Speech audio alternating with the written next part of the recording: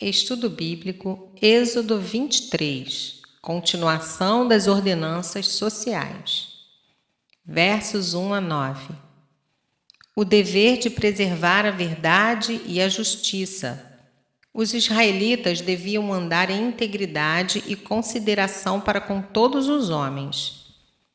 Verso 1.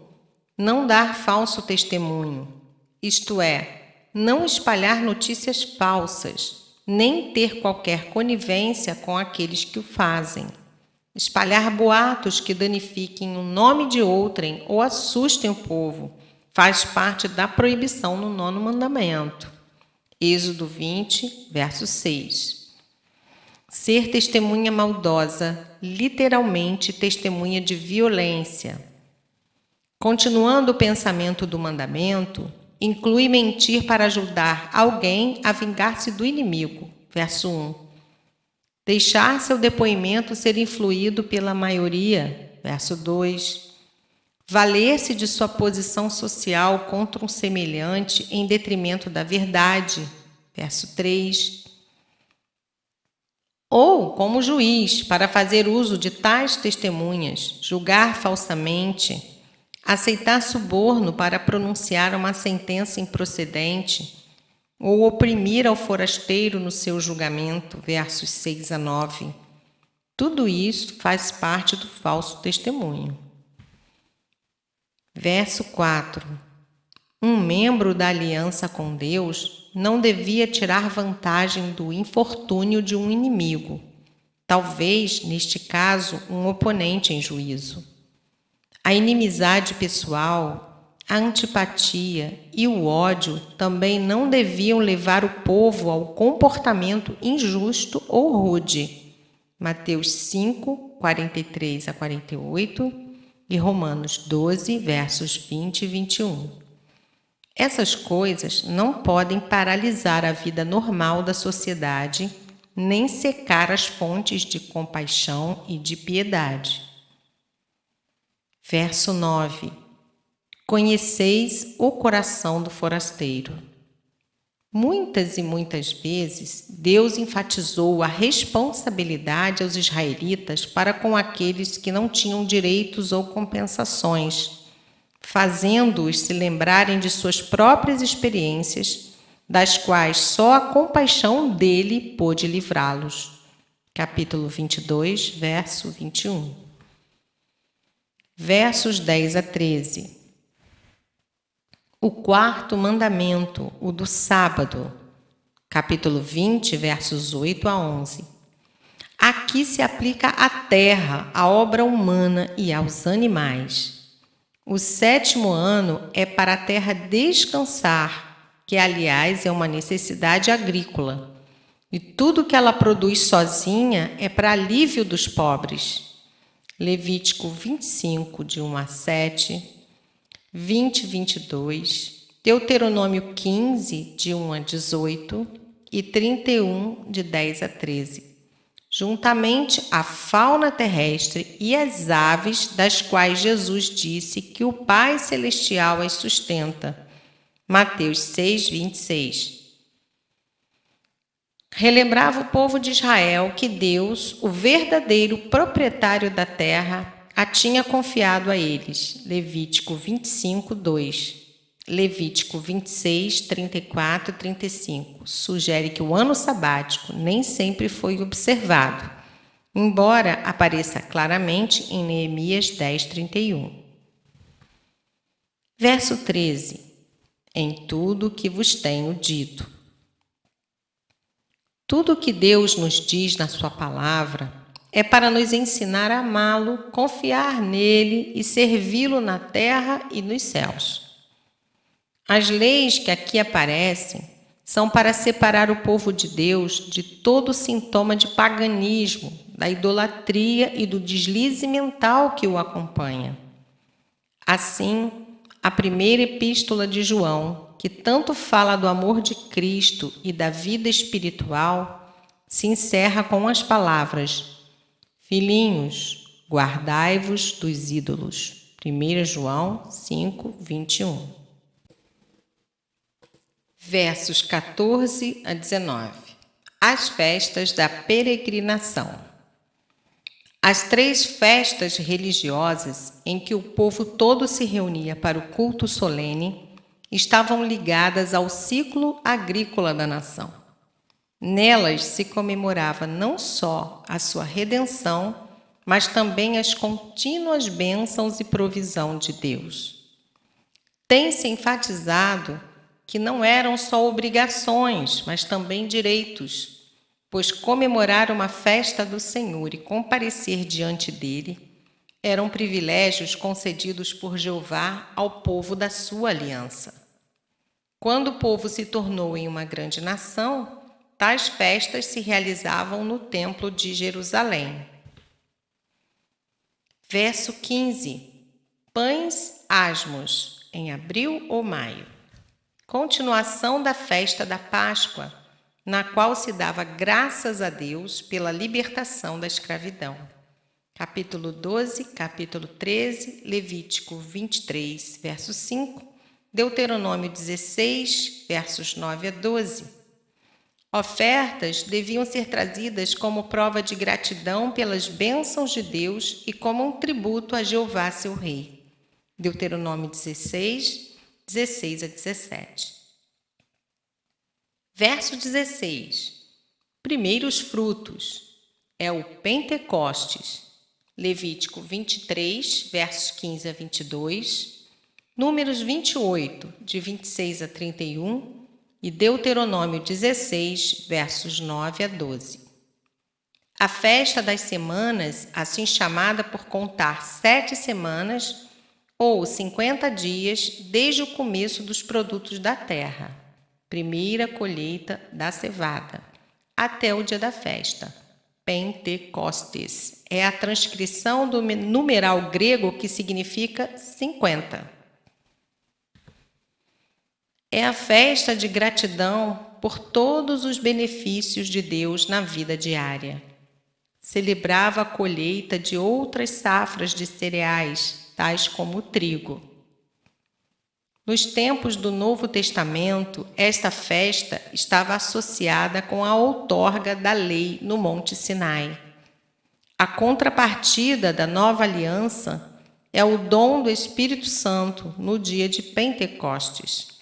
Atos 2, de 1 a 39 e Romanos 8, 23.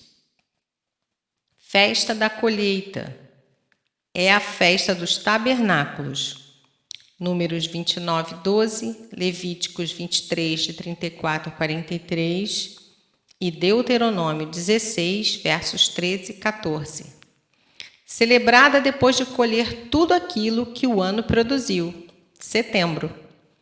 Naqueles dias, todos viviam em tendas de ramos e folhas para lembrar-se do tempo no deserto, quando Deus supria tudo sem a contribuição do esforço humano. Versos 17 a 19. As porções gordurosas que fossem guardadas à noite não estariam frescas e seriam indignas de serem oferecidas. O fermento, que representava a colheita anterior, era considerado uma impureza. Portanto, 3 regras deviam ser observadas nas festas. É melhor considerar aplicáveis a todas as oferendas. 1. Deviam usar pão asmo, não só nesta festa, mas em todas as outras festas.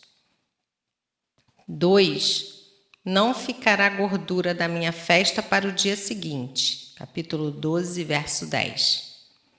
Primícias. A retenção desta confissão e expressão de gratidão trouxe o juízo sobre Israel muitas e muitas vezes. Malaquias 3, 8. 3. Não cozerás o cabrito.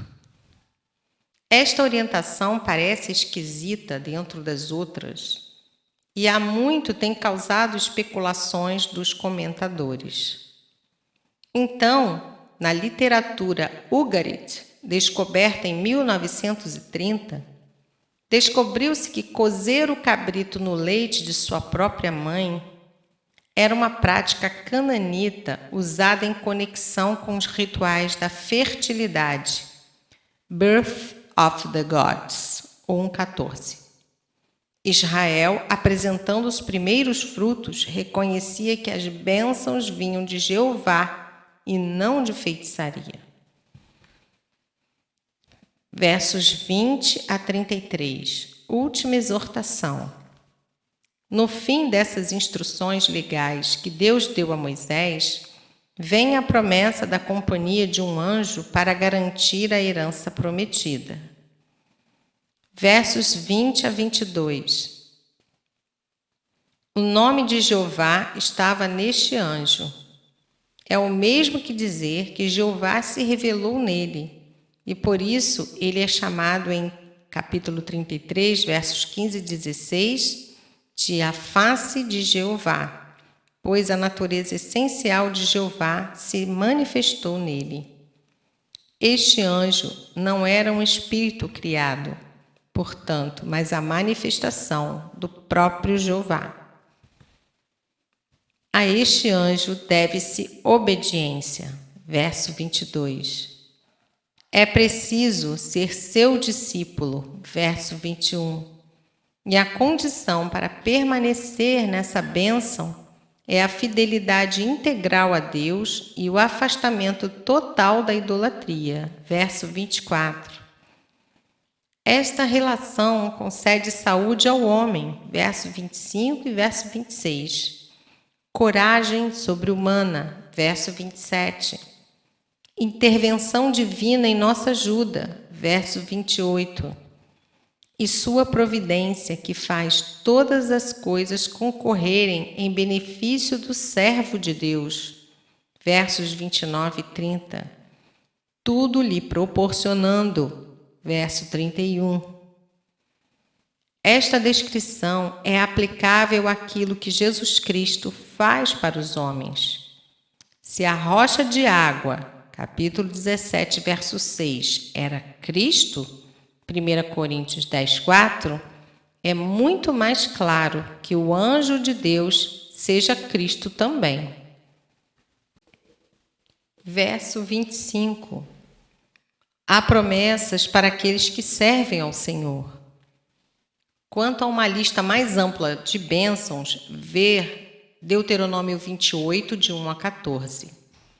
Verso 26. O número dos teus dias. Ambos, o indivíduo fiel e a nação fiel, receberam a promessa de que viveriam muito tempo. O ideal para o crente é ir amadurecendo até a velhice, para depois ser colhido como um feixe de trigo a seu tempo. Jó 5:26. Isso se Jesus não voltar antes. Verso 27. O pânico tomaria conta dos pagãos, confundindo-os, quando soubessem das grandes coisas que Deus estaria realizando em benefício de Israel. Josué 2:11. Verso 28. Vespões. É muito difícil que o sentido seja literal, embora alguns o aceitem. Determinar exatamente o que simboliza tem desafiado a imaginação de gerações de comentadores. Já se tem sugerido que as vespas representam egípcios, enfermidades, catástrofes naturais e assim por diante. Versos 29 e 30. Seria impossível cultivar uma terra abandonada. De uma hora para outra, a luta contra a natureza seria malograda. A conquista vindoura seria paulatina. Israel não assumiria responsabilidade por toda a terra até que fossem capazes de defendê-la e cuidar dela. Isto eles singularmente deixaram de fazer. Juízes 1, versos 32 e 33. Verso 31. Só uma vez, sob o reinado de Salomão, 1 Reis 4:21, e por pouco espaço de tempo, Israel alcançou esses limites. Gênesis 13:15.